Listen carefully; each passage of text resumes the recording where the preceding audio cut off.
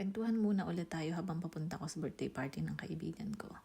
Marami nagtatanong nito sa akin kung okay daw ba yung mga ugali ng mga employer ng Greek. So para sa akin, siguro nakikita nyo naman yung mga post ko about sa employer ko, kung paano nila ako tinatrato. So napunta ako sa mabait na amo. Pero meron pa rin dito na hindi siniswerte sa amo.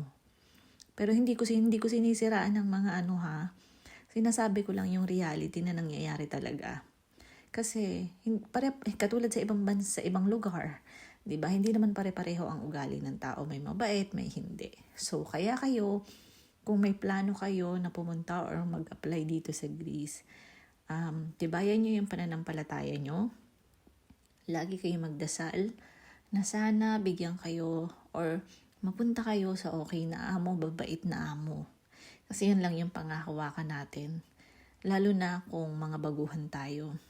Kasi normally, yung trato ng mga employer dito sa aming mga baguhan, kalimitan is iba kumpara mo dun sa matatagal na dito. So, yon. Para less expectation dun sa mga baguhan na pupunta dito sa Greece. Yun lang, bye!